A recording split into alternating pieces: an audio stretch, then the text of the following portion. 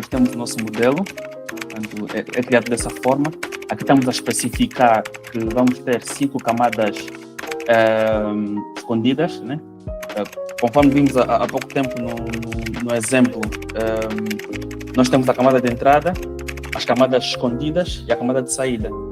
Aqui, usando o scikit, nós só precisamos de especificar as camadas escondidas.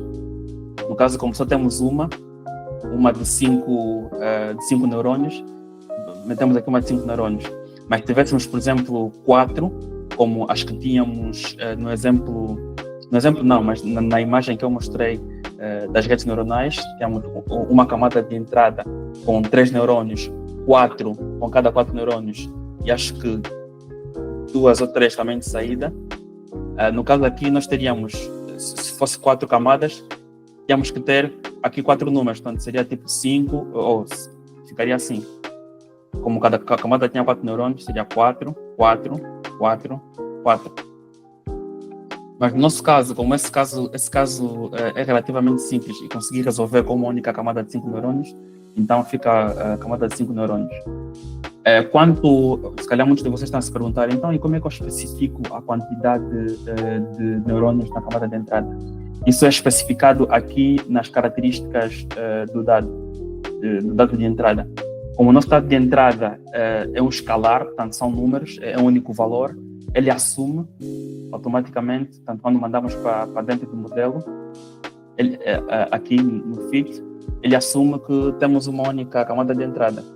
Mas se, por exemplo, em vez de termos aqui escalares, tivéssemos vetores de valores, por exemplo, se em vez da corrente, para determinarmos se o tablet está a carregar ou não, usássemos também a tensão e a potência, aí não podíamos enviar um único valor.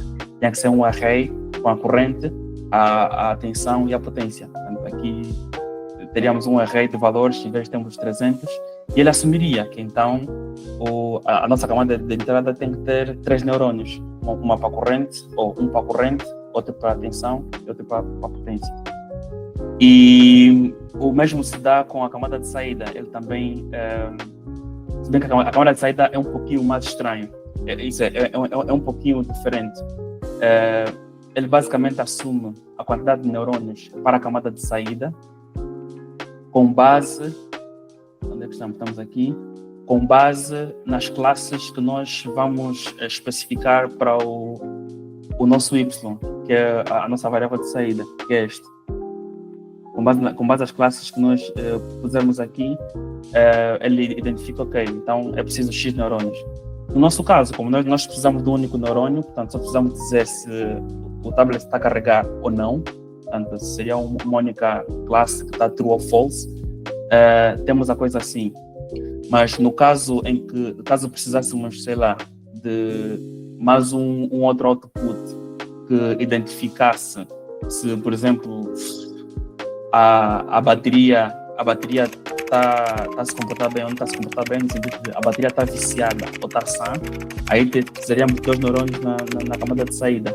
E então o que se faria aqui seria, em vez de termos só 2 classes, que atualmente eu tenho o 0 para a carregar e 1 para carregado, depois temos que ter o 2 para a bateria sã e 3 para a bateria viciada, por exemplo. Ele interpretaria que estes 2 valores são um neurônio de saída, estes 2 valores são um neurônio de saída. Portanto, teríamos um neurônio de saída teríamos uma camada de saída com 2 neurônios representando essas 2 classes.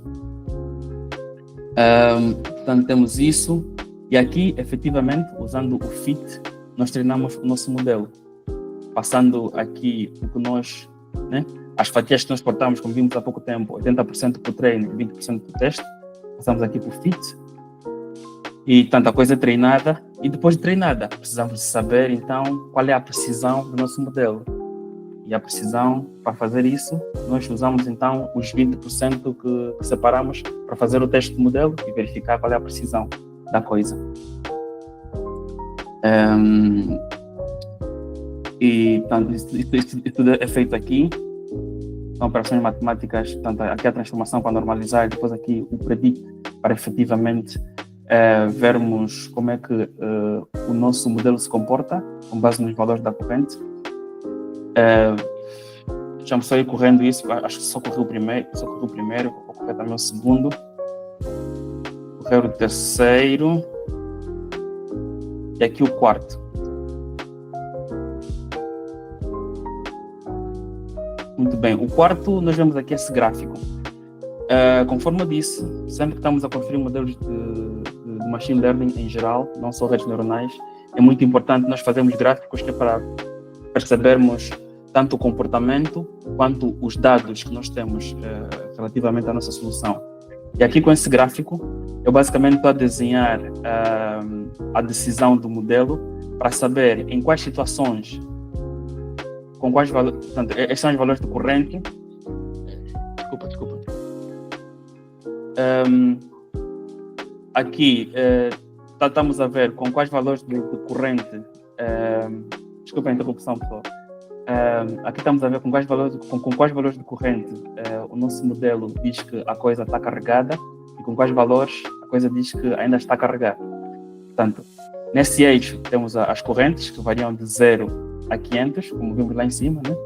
E aqui então de 0 a 1 o modelo determina se para esses valores o tablet está a carregar ou já está carregado. Portanto, conforme nós vimos,